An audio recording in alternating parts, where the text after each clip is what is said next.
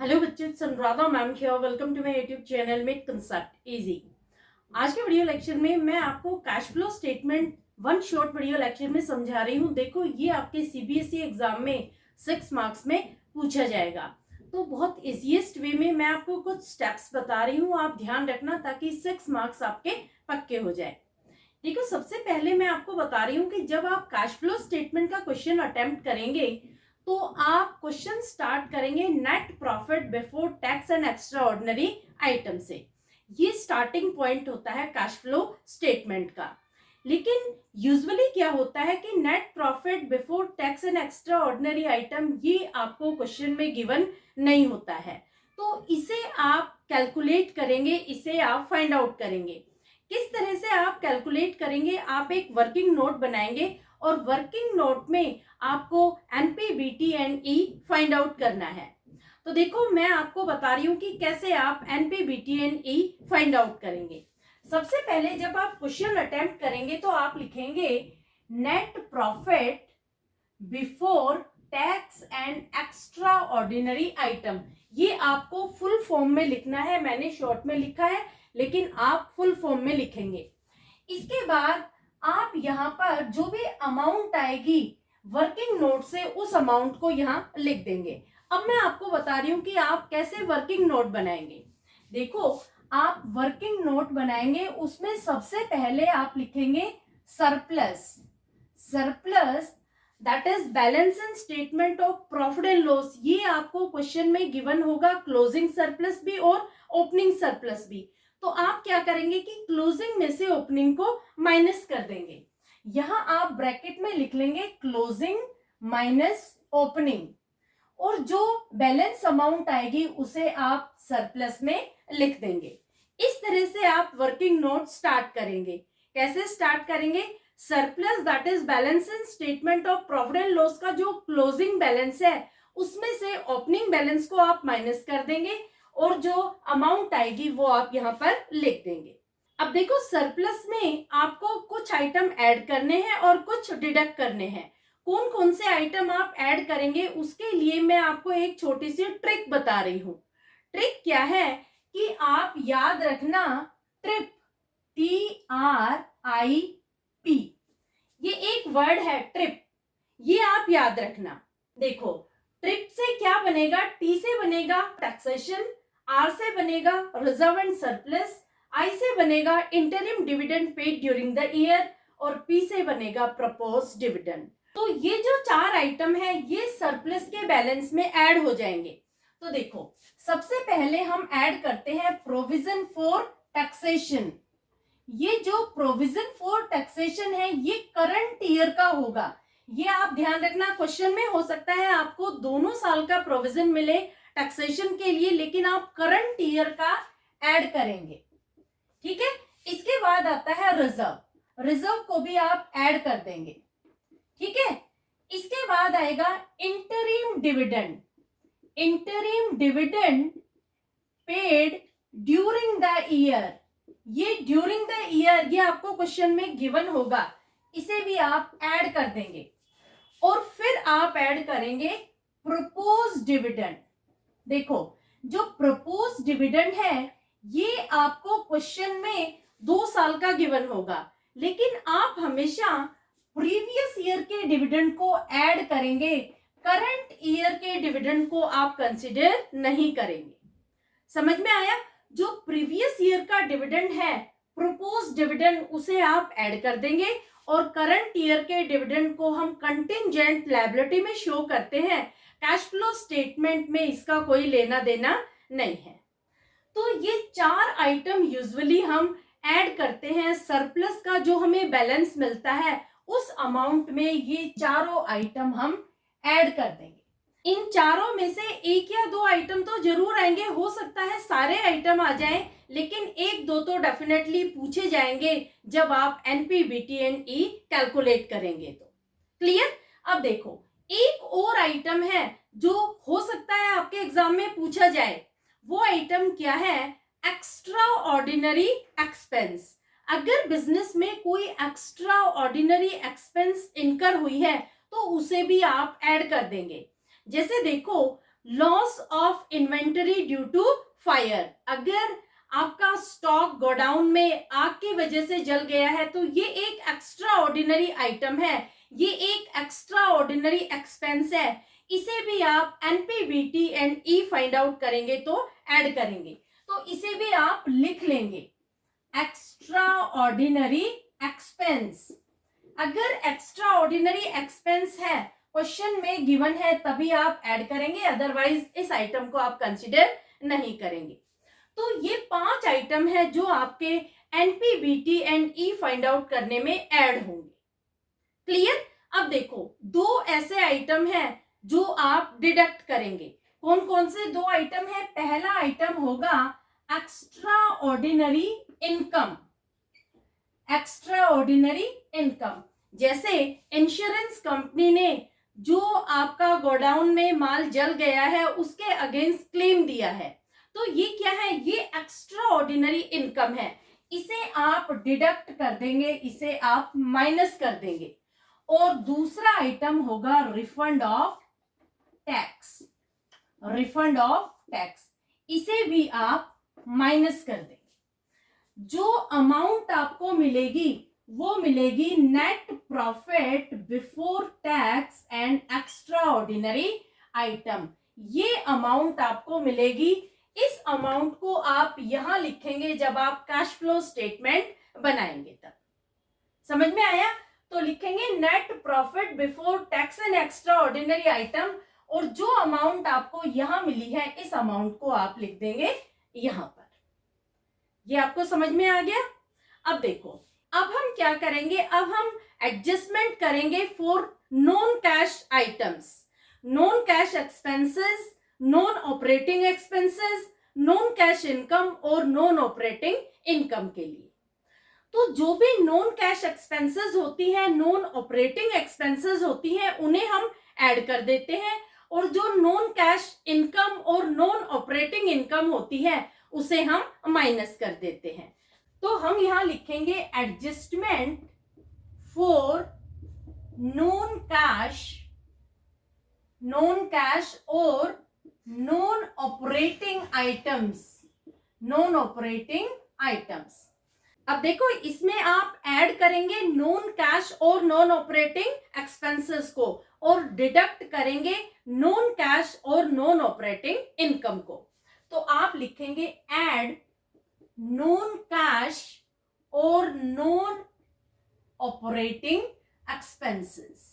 क्या होती है नॉन कैश और नॉन ऑपरेटिंग एक्सपेंसेस? ऐसी एक्सपेंसेस जिनसे statement of profit and loss का प्रॉफिट तो डिक्रीज हो गया लेकिन कैश डिक्रीज नहीं हुआ।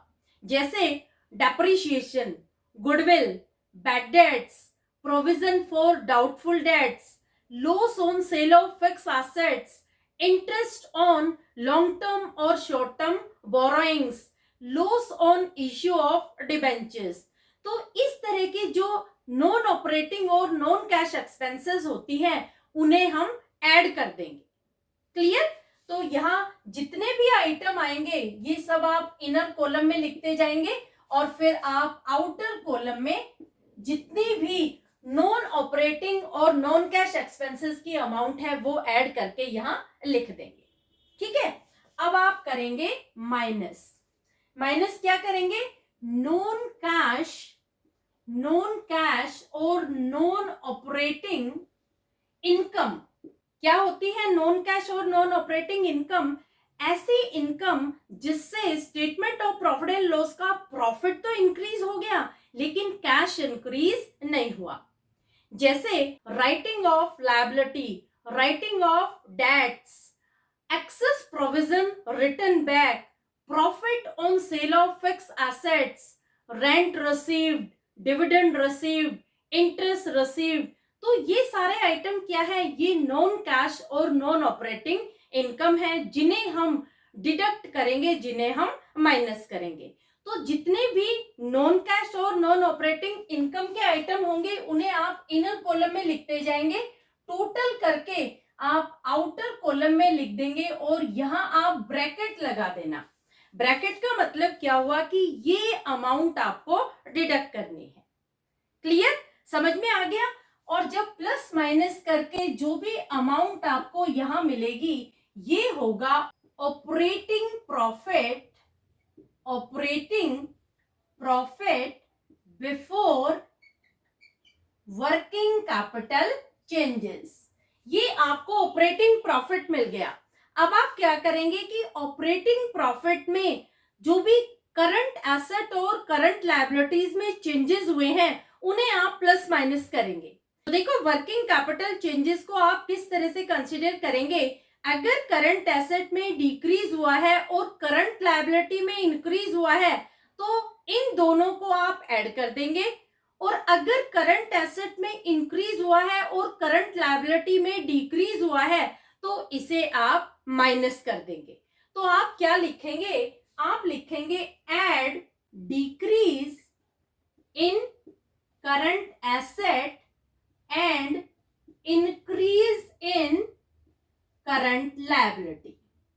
देखो करंट एसेट में डिक्रीज हुआ है और करंट लायबिलिटी में इंक्रीज हुआ है तो इन्हें आप कर देंगे ऐड। जितने भी आइटम आपको करंट एसेट और करंट लायबिलिटीज के दे रखे हैं सारे आइटम को आप पहले कंसीडर करेंगे कि क्या करंट एसेट और करंट लायबिलिटी में इंक्रीज हुआ है या डिक्रीज। अगर करंट एसेट में डिक्रीज हुआ है और करंट लायबिलिटी में इंक्रीज हुआ है तो सारे आइटम आप यहां लिखने के बाद जो भी अमाउंट आएगी उसे आप यहां ऐड कर देंगे। क्लियर। और इसका अपोजिट हो जाएगा माइनस।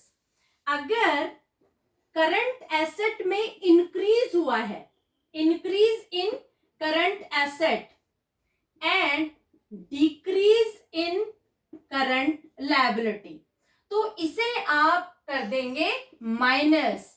यहां जितने भी आइटम होंगे करंट एसेट और करंट लायबिलिटीज के सारे आइटम आप यहां लिख लेंगे।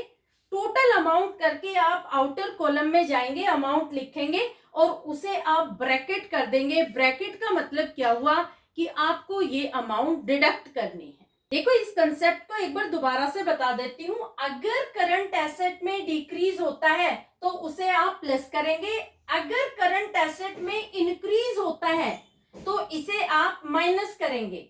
इसी तरह अगर करंट लायबिलिटी में इंक्रीज होता है तो इसे आप प्लस करेंगे, और अगर करंट लायबिलिटी में डिक्रीज होता है तो इसे आप माइनस करेंगे। क्लियर।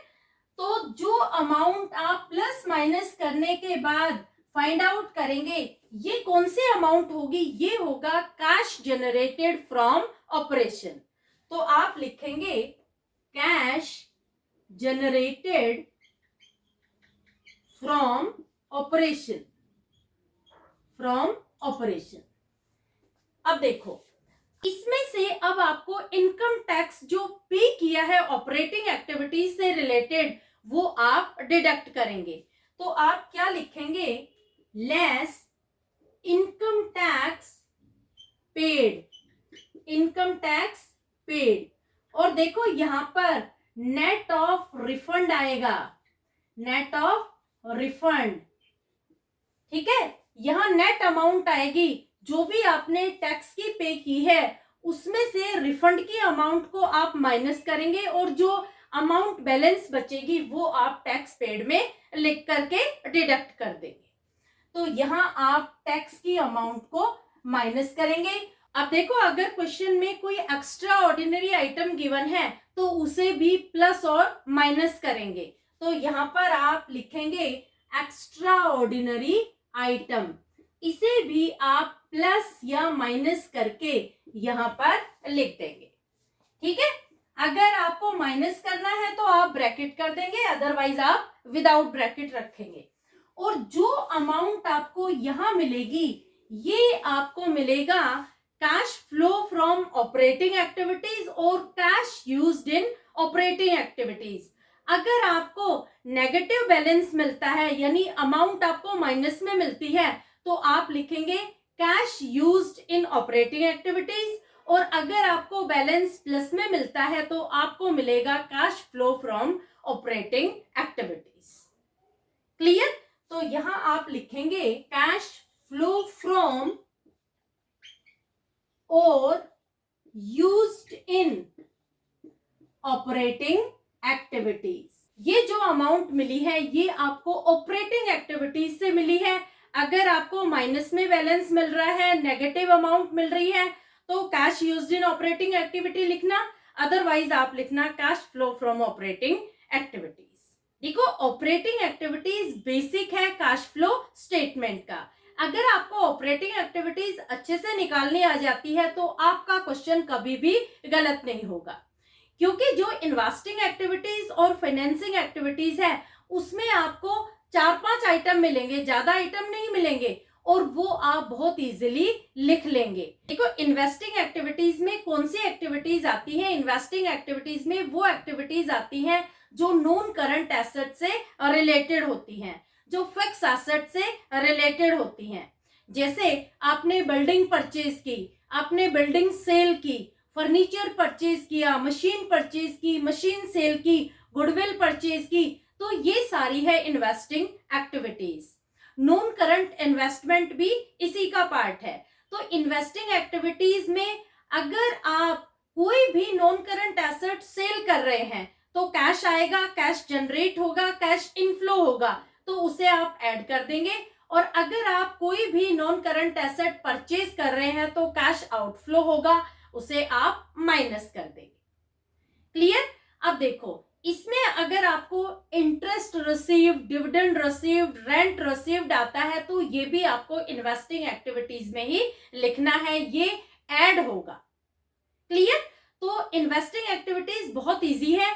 आप ऑपरेटिंग एक्टिविटीज लिखने के बाद में आप लिखना cash flow from investing activities.